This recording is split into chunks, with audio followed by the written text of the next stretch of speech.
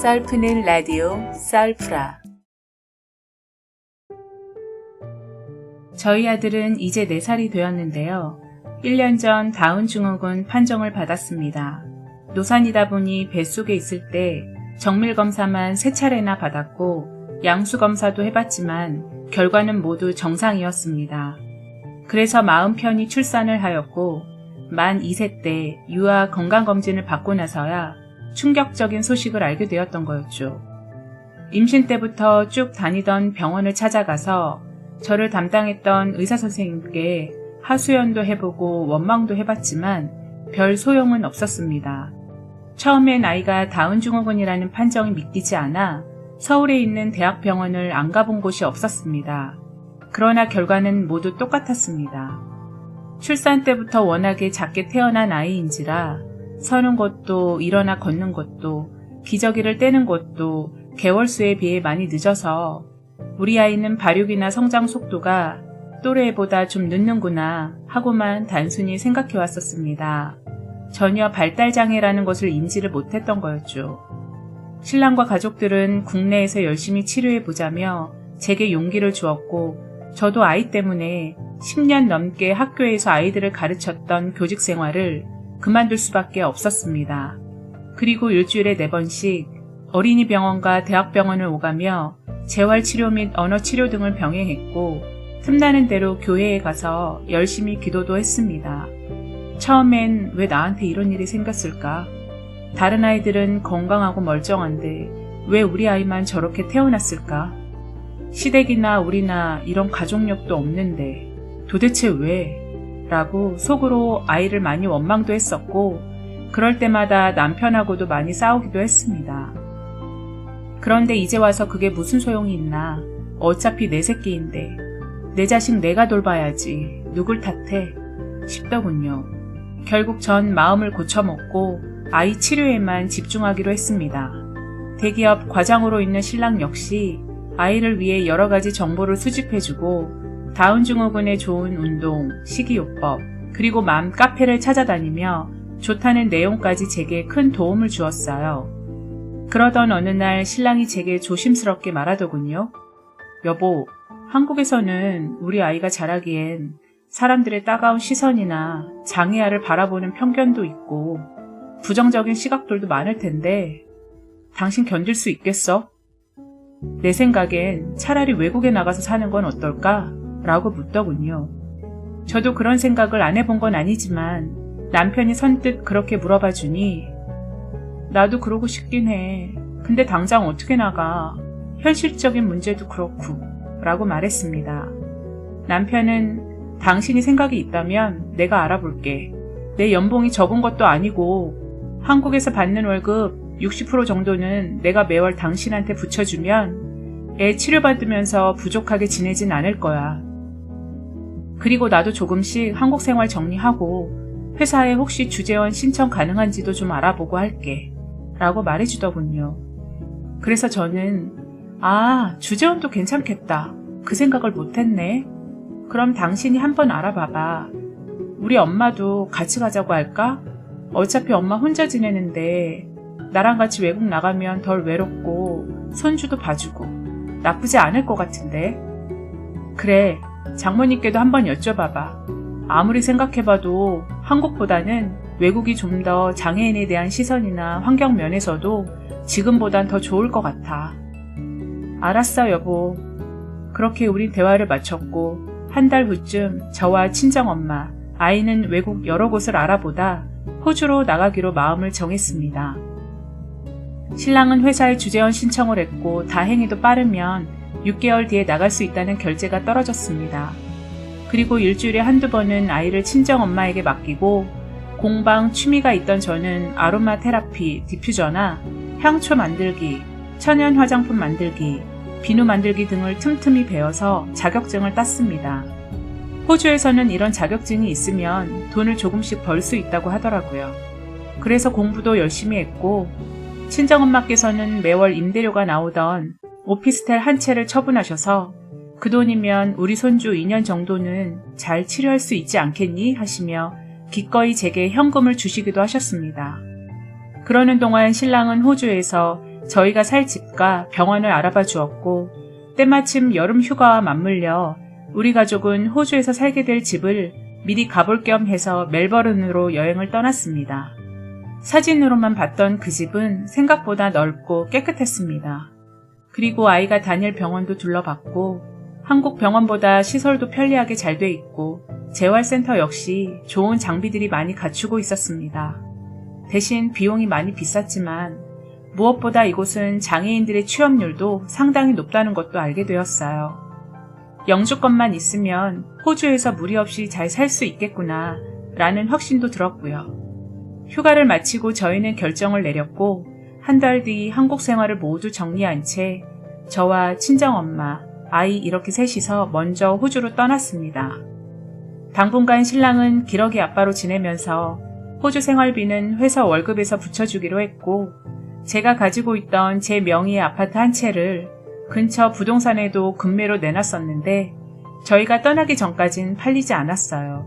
그래서 교직 생활 중 제가 결혼하기 전부터 가장 친했던 선생님께 혹시라도 주변에서 그 집을 사실 분이 있는지 만약 있다면 시세보다 저렴하게 내놓겠다고 말씀을 드렸던 상태였습니다.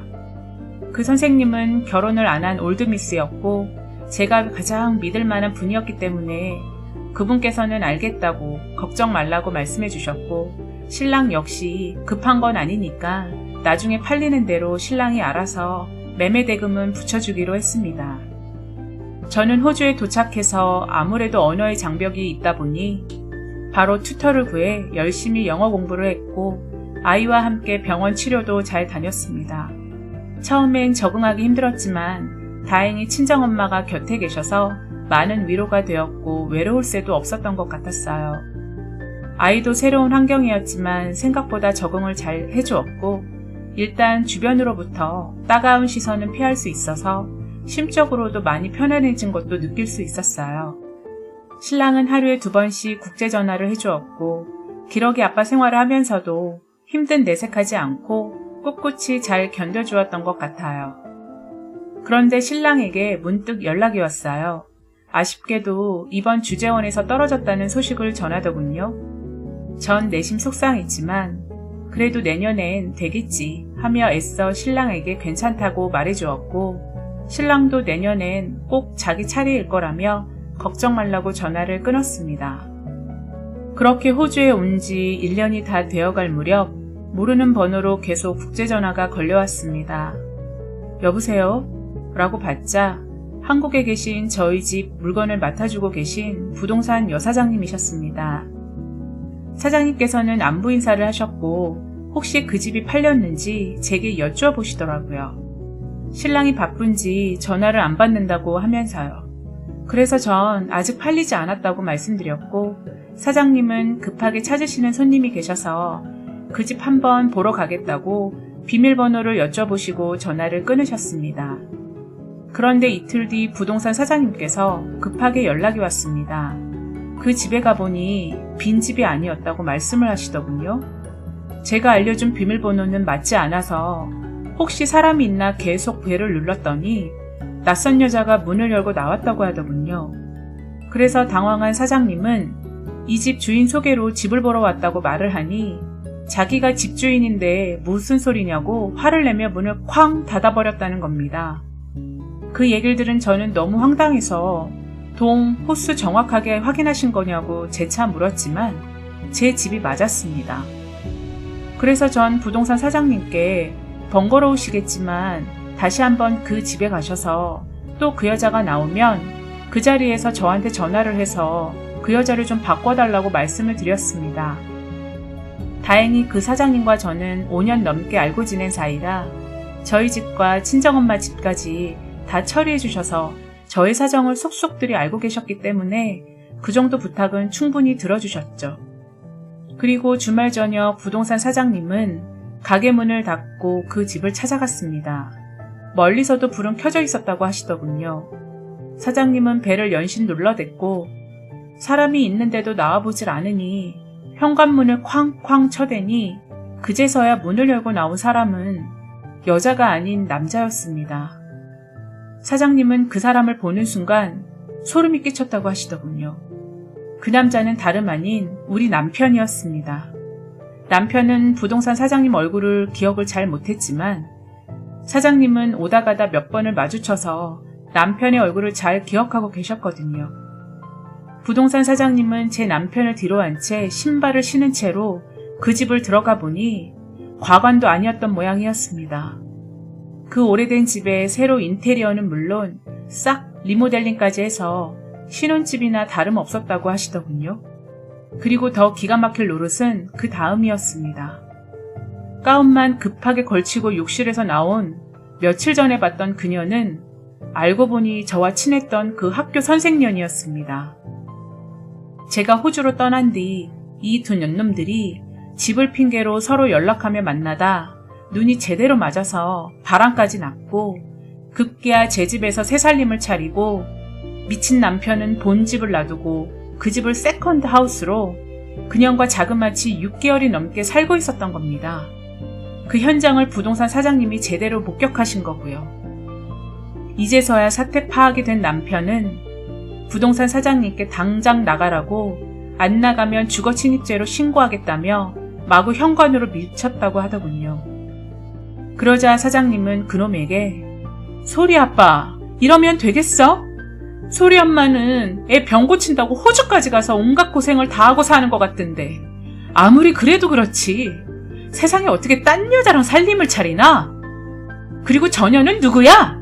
라며 화를 냈다고 하시더군요. 부동산 사장님은 평소에 저를 딸처럼 생각해 주셨던 분이라 그렇게 격하게 말씀을 하신 것 같았어요. 전 그 얘기를 들은 날부터 약 없이는 잠을 이루지도 못했고 그 미친놈은 제게 연락 한 통 없습니다. 전 병원이고 뭐고 집구석에서 처박혀 아이는 그대로 방치한 채 남편에 대한 배신감에 하루하루 눈물로 보내고 있습니다. 모든 사실을 알게 되신 친정엄마께서도 큰 충격을 받으셨는지 당장 한국으로 돌아가자고 재촉하고 계신 상태고요. 저 역시 이대로 모든 걸 정리하고 한국으로 다시 돌아가야 할까? 그녀는 어떻게 할까? 그 미친 자식을 이대로 가만 놔둘 수는 없는데 당장 학교에 쫓아가 이 사실을 폭로해? 아님 그냥 이혼을 해야 되나? 등등 하루에도 5만 가지 생각을 하고 매일 남편을 욕하고 저주를 퍼붓고 있습니다. 지 자식은 타국에까지 와서 병 고친다고 열심히 치료받고 있는데 애비란 놈은 한국에서 버젓이 바람을 피우다니. 그것도 모자라 딴 년이랑 내 집에서 함께 살고 있다는 사실을 도무지 인정할 수 없었습니다. 알고 보니 주재원도 이미 결제가 났었는데 이 미친놈이 6개월 뒤에 가겠다고 미뤘었더군요. 그년과 더 오래 지내려고요. 내가 누구 때문에 학교 일도 그만두고 이렇게 멀리 와서 개고생을 하고 있는데 남편이란 작자는 아픈 자식을 외면한 채 내가 그렇게 의지하며 믿었던 선생님과 살림을 차리다니. 아, 정말 이런 비정한 아빠가 또 있을까요? 쓰레기만도 못한 이 미친놈을 파멸시킬 방법을 좀 알려주세요, 여러분. 지금까지 긴 사연 들어주셔서 감사합니다. 구독과 좋아요는 썰프라에 큰 힘이 됩니다. 감사합니다.